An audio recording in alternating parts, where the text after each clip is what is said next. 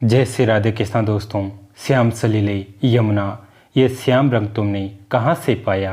कदाचित श्याम सुंदर का चिंतन करते करते तुम भी श्यामा हो गई हो। ये लोल हरिया तुम्हारे हृदय के उल्लास को प्रकट करते हैं। अवश्य ही नट नागर यहीं कहीं समीपी हैं कि तुम हर्षविवल हो उठी हो।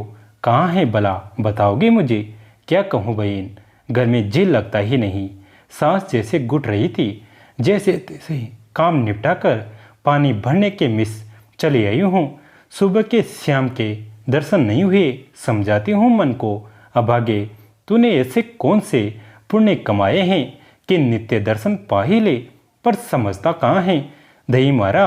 यदि दर्शन हो भी जाए तो कहेगा एक बार और, एक बार और। हाँ, इसकी एक बार और कभी पूरी न होगी और न ये मुझे चैन लेने देगा। हतभागा सौभाग्यशालीन तो तुम हो श्री यमुने कि श्याम सुंदर तुम्हारे बिना रह ही नहीं सकते।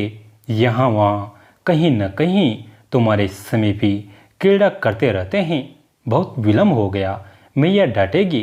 पर तुम ही बताओ श्री यमुने, घड़ा तो भरा रखा है, इसे उठाएगा कौन।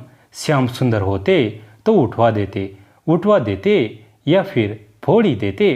अरे कुछ तो करते। ये अभागा तो ज्यों का त्यों भरा रखा है। यहीं कहीं तुम्हारे तट पर होंगे। कहो ना उनसे कि मैं जल भर आई हूँ, जरा घड़ा उठवा दे। इतनी कृपा कर दो न देवी तपन ते। परोपकार के लिए ही तो तुमने यह प्रेममय वायु धारण किया है। मुझे भी कृपा कर अनुग्रहित करो। हाँ, यह तुलसी मिश्रित कमल गंध कहाँ से आई। क्या वे तुम्हारे जल में स्नान कर रहे हैं। बताओ तो किस ओर हैं वे। मनचोर किसी बहाने एक बार दर्शन हो जाए, कुछ क्षण तो नैन मन शीतल हो जाएंगे। दर्शन होने पर अभागी जीवा तो तालु मुझ से चिपक ही जाती हैं, मानो मुख में रहती ही नहीं। मेरी ही बात नहीं, अधिकांश बहनों की यही दशा है। यदि चंद्रावली जीजी न हो तो स्वर्णन प्यास से ही रह जाए। अच्छा चलो देखो किधर से आ रही हैं यह गंध। आहा, यह तन मन को अवश्य करने वाला यह किसका स्पर्श है। किसने आंखें बंद कर की है मेरी।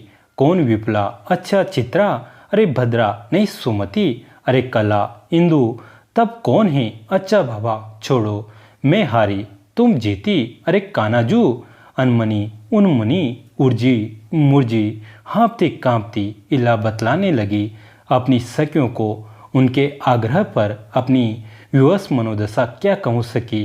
विधाता ने भावों के अतिरिक्त सभी की सीमा बांध दी। तुम पूछती हो मुझे क्या हुआ है, कैसे बताऊं। वे सब कहाँ मिलेंगे जिससे अपनी दशा प्रकट कर सकूं। मुझे पनघट पर श्याम मिले थे। हाँ सच, मेरे नेत्र अपनी हथेलियों से ढक लिए। उन्होंने पीछे से आकर, मैं कुछ समझी कुछ ना समझी कि तुम सबके नाम लेती रही। जब वे सम्मुख आकर खड़े हुए तो होठों पर अर्गला चढ़ गई। नैनों की प्यासी पुतलियों पर अभागी पलकें झुकाई और रोमों ने न जाने कब की शत्रुता निभाई। सबके सब उत्थित होकर देह कंपित करने लगे। केवल एक बार ही देख पाई वह भुवन मोहिनी मुस्कान और कमल दलायत दीर्घ दुर्गों की वह चंचल चितवन। तभी पैर सत्याग्रह कर उठे। उन्होंने संभाल कर शिला पर बिठा दिया और कहने लगे, क्यूरी, घर में कोई टोकने वाला नहीं है क्या। मजे से भरी दोपहर में आकर बैठी हैं पनघट पर।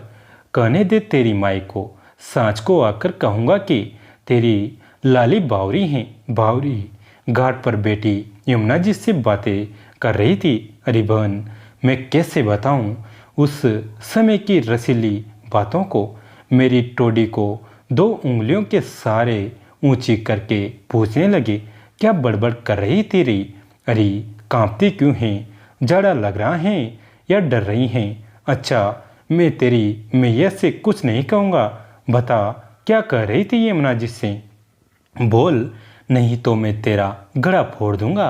क्या कहूँ, जाने कहाँ की जटता ने आकर मुझे जकड़ लिया कि चाहने पर भी मुंह न खुल पाया। उन्होंने धुलार से मेरी मुक्त माल के दाने सरकराते हुए पुनः पूछा, क्या कह रही थी? मुझसे न कहेगी? मैं तो तेरा ही हूँ।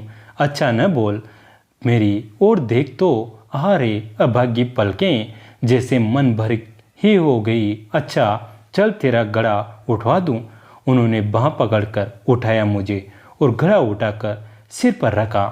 घड़े को उठाए उनकी बाहों के साथ साथ मेरी दृष्टि ऊपर उठी और उन आंखों में समा गई। सारी देह थरथरा गई। सिर पर रखा घड़ा गिरकर फूट गया। मेरे और उनके वस्त्र अर्ध हो गए और वे हंस पड़े। वाह, अब घर जाकर मैया को उलाहना देगी कि श्याम ने घड़ा फोड़ दिया। क्यों, मुझे भी हंसी आ गई। क्यों न हंसोगी? मैं अब तो मुझे अपराधी बनाने का सूत्र जो हाथ लग गया है। न दोनों हाथ पकड़ झुलाते हुए बोले, क्या नाम है तेरा? इला, ये बोलती हैं तू तो कितना मीठा स्वर है। दोस्तों, कैसी लगी आज की कहानी कमेंट करके ज़रूर बताएं। वीडियो को लाइक करें, चैनल को सब्सक्राइब करें, घंटी के बटन को दबाकर ऑल पर क्लिक करें। दोस्तों, इसका अगला भाग जल्दी आएगा। दोस्तों, कमेंट में जय श्री राधे कृष्णा जरूर लिखें।